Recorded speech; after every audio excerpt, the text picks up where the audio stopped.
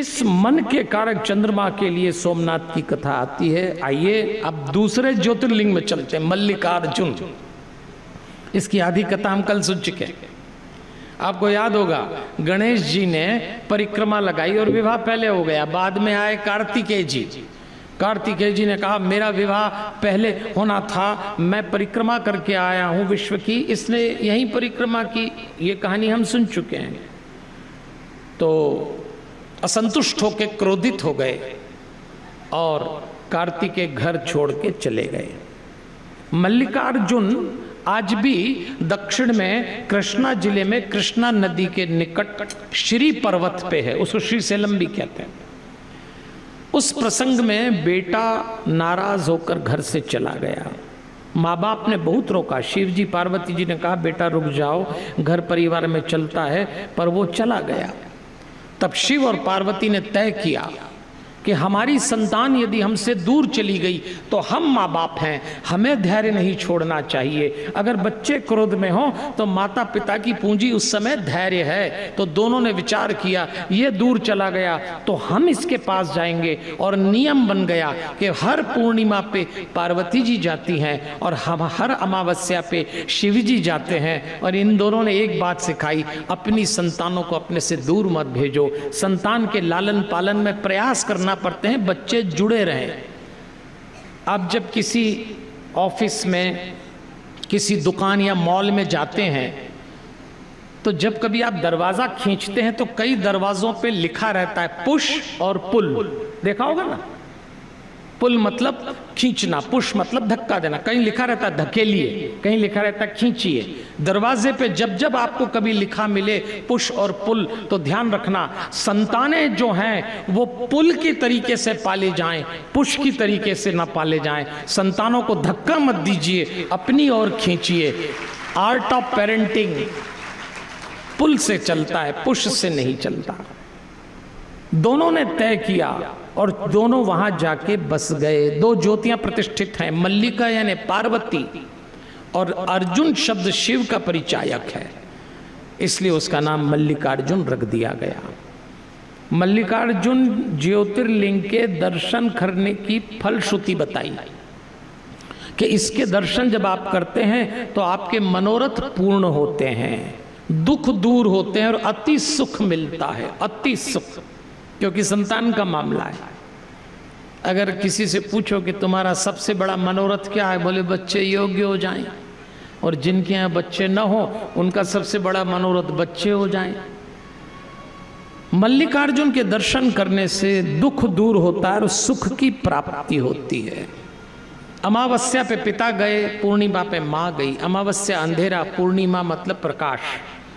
आपके जीवन में, बच्चों के जीवन में अंधकार हो तो भी आप जाइए, आपके जीवन में, बच्चों के जीवन में प्रकाश हो तो भी आप उनके साथ रहें। माता पिता होने का मतलब ये है। बच्चे रूठ सकते हैं, माता पिता थोड़ी रूठ सकते। आइए इसी के साथ तीसरे ज्योतिर्लिंग में चलते हैं, महाकालेश्वर। राजाधिराज दाता अवंतिका नाथ महाकाल महाराज की नगरी उज्जैनी में स्थापित है, जहां से मैं आया हूं। मैं उज्जैन में रहता हूं।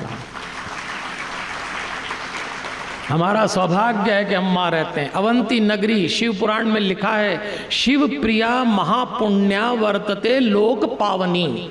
ऐसा उज्जैन के लिए श्लोक लिखा है। एक अवंती नाम की शिव की प्रिय, बड़ी पवित्र, संसार को पवित्र करने वाली नगरी है उज्जैन। पहले उज्जैनी नाम था, उसको अवंती भी कहते हैं। वहां राजाधिराज बैठे हैं। सभी ज्योतिर्लिंग की कथा एक एक है, लेकिन आप देखना उज्जैन के महाकालेश्वर ज्योतिर्लिंग की कथा दो है। पहली कथा यह है कि एक उज्जैनी नगरी में ब्राह्मण थे, उनका नाम था वेद प्रिय। उनके 4 पुत्र थे, देव प्रिय, प्रिय मेधा, सुकृत और सुव्रत। ये 4 बेटे। रत्नमाला पर्वत पर एक दूषण नाम का दैत्य था। उसको ब्रह्मा से वर मिला तो उसने उज्जैन पर आक्रमण किया। उसने देखा कि एक ब्राह्मण अपने बेटों के साथ शिव जी की पूजा कर रहा है और मैं आया हूं तो खड़ा भी नहीं हो रहा। तो वो मारने दौड़ा। उसी समय शिवलिंग के स्थान में एक बड़ा भारी आवाज के साथ एक गड्ढा प्रकट हुआ और उसमें से शिव जी निकले, जो महाकाल के नाम से विख्यात हुए। उन्होंने कहा मैं दुष्टों के लिए महाकाल हूँ। दूषण दैत्य को मारा और ब्राह्मण से कहा तुम वर मांगो। तो ब्राह्मण ने कहा आप यहीं स्थापित हो जाइए। ब्राह्मण मोक्ष पा गए और वहाँ चारों ओर एक एक कोस भूमि लिंग के रूप में भगवान शिव का स्थल बन गई, जिसको महाकाल वन कहते हैं। कभी आप उज्जैन जाएं तो आपको दर्शन मिलेगा। और अब तो महाकाल लोक भी बन गया है वहां। सब लोग इधर देखिए, इधर मुझे, इधर आप बहुत प्यारे लोग। जरा सा कोई उठ के गया तो देख रहे कौन गया कौन, आप नहीं देख रहे। आप तो कितने अच्छे लोग, लेकिन वो जो आपका मन है ना वो किक मारता है, और जब मन किक मारता है तो बाहर की गर्दन घूमती, देखो देखो कौन गए, ऐसा होता। अभी जरा सा कोई यहां से आए तो सब देखेंगे अच्छा ये 5 बजे आए, हम 2:30 बजे से ही अटके पड़े। तुरंत मन कार्रवाई चालू कर देगा।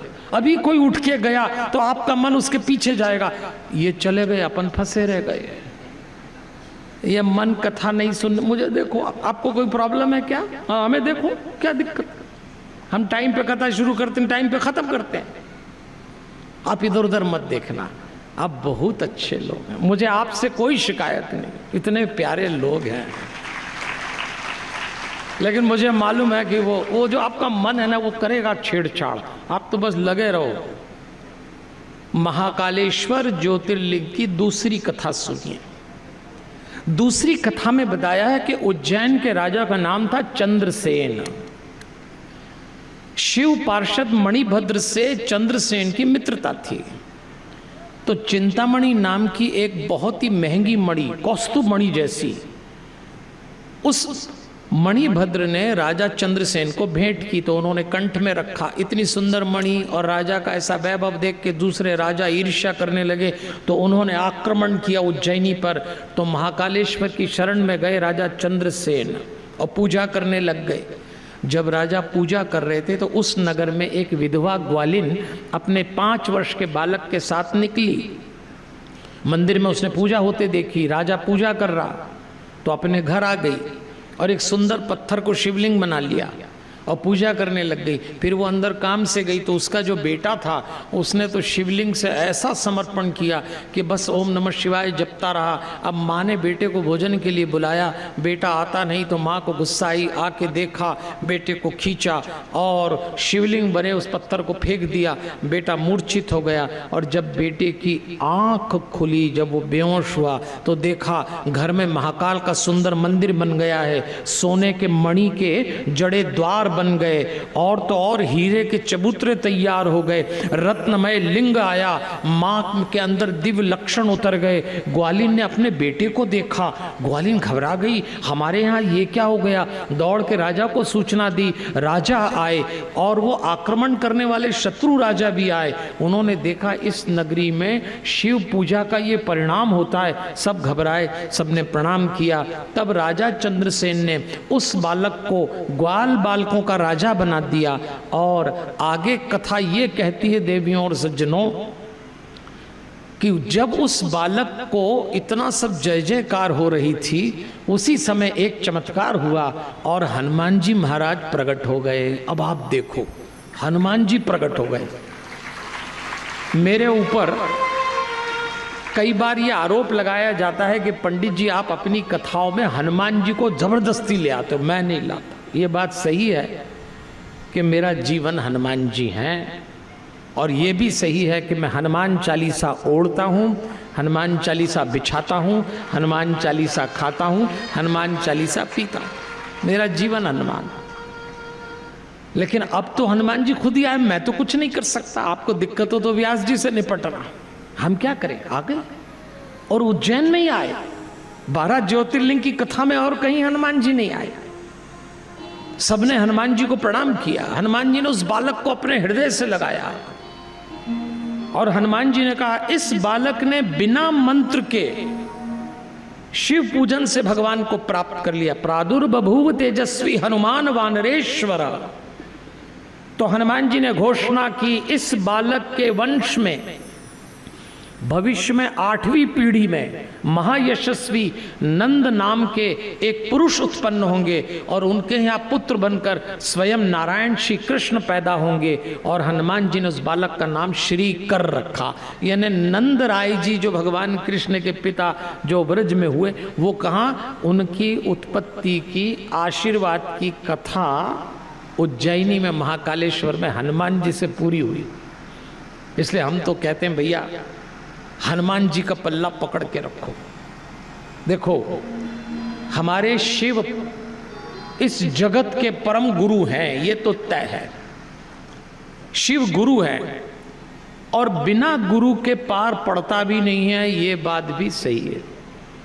भगवान तक सीधे छलांग नहीं लगती। कोई तो होना चाहिए, कोई गुरु होना चाहिए।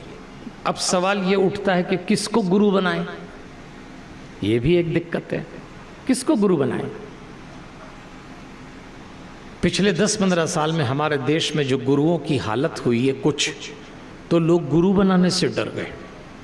आज आप किसी को गुरु बनाओ, कल गुरुजी का अखबार में फोटो छप जाता है, परसों गुरुजी अंदर हो जाते हैं। और किसी जज साहब का दिमाग घूम जाए तो वो कहेगा कि इस गुरु की कथा जिन जिन ने सुनी उनको भी अंदर करो, तो लो कथा सुनने के बाद जमानत कराते फिरो। किसको गुरु बनाए? हमारे देश में वो सौभाग्यशाली हैं जिनके जीवन में कोई मनुष्य गुरु बनकर आ गया। मैं मना नहीं करता, इस देश में एक से एक संत हैं। समूची संत परंपरा को प्रणाम कर रहा हूं इस व्यासपीठ से, लेकिन गुरु परंपरा पे सवाल तो खड़ा हो गया है। आज के बच्चे पूछते हैं क्यों बनाएं? कोई तो गुरु होना चाहिए। और गुरु और शिष्य का संबंध मनुष्य से मनुष्य का संबंध नहीं, मंत्र का संबंध है। गुरु आपको एक मंत्र देते हैं, आप उस मंत्र को पढ़िए, जपिए। तो आपके जीवन में यदि कोई गुरु ना आया हो, हम ही लोगों के कारण नहीं आ पाते हैं गुरु, क्योंकि हम लोग बाजार के लोग हैं तो वारंटी गारंटी से हर चीज़ करते हैं। तो गुरु भी ऐसे ही बनाते हैं। सोमवार को गुरुजी बनाते हैं, मंगलवार को गुरुजी में खोट ढूंढते हैं, बुधवार को गुरुजी रवाना कर दिए जाते हैं, गुरुवार से नए गुरु की तलाश शुरू हो जाती, जिंदगी बीत जाती, गुरु नहीं मिलता। तो यदि आपके जीवन में आप ही के कारण कोई गुरु ना आया हो, तो तुलसीदास जी ने हनुमान चालीसा की 37वीं चौपाई में लिखा है, जय जय जय हनुमान गोसाई, कृपा करो गुरुदेव की नाई। हनुमान जी को गुरु बना ले, बस पक्की बात है। और जिसके गुरु हनुमान जी हैं फिर उसको क्या कमी। और मंत्र हनुमान चालीसा, कोई तो गुरु होना चाहिए। तो हनुमान जी कहते हैं। और देवियों और सज्जनों, मैं भी आपसे यही कहना चाहता हूं कि आज महाकालेश्वर ज्योतिर्लिंग की कथा और इसके लिए ज्योतिर्लिंग की कथा के लिए जो फलश्रुति बताई गई है, वो फलश्रुति ये है कि जब आप महाकाल के दर्शन करते हैं, जब आप महाकाल के चरणों में जाते हैं, तो आपके जीवन के दुख मिट जाते हैं। और कौन से दुख? सपने में भी दुख नहीं आएंगे। कितनी बड़ी व्यवस्था की है। आज हम लोग बात बात में दुखी हो जाते हैं। देखो, दुखी कोई होना नहीं चाहता, सब सुख की तलाश में है, लेकिन आप जितना सुख तलाशते हो उतना ही दुख आता है। तो ज्योतिर्लिंग पे जब आप धारा से जलाभिषेक करें, तो उस जलाभिषेक में कल्पना करिए, महाराज और कुछ दे मत दें, कृपा बनाए रखना, बस ईश्वर की कृपा बनी रहे, वरना जिंदगी में जितनी कोशिश करोगे सुख अर्जित करने की, दुख उतनी तेजी से आएगा। बड़ी मुश्किल से बचा के रखी थी रोशनी जमाने से।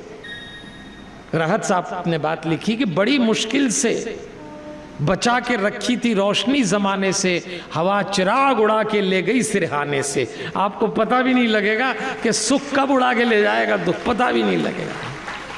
तो हम तो कहते हैं रंजों गम मिट जाएंगे, चिंता मत करो, बस एक सूत्र पकड़ लो, जरा मुस्कुराइए।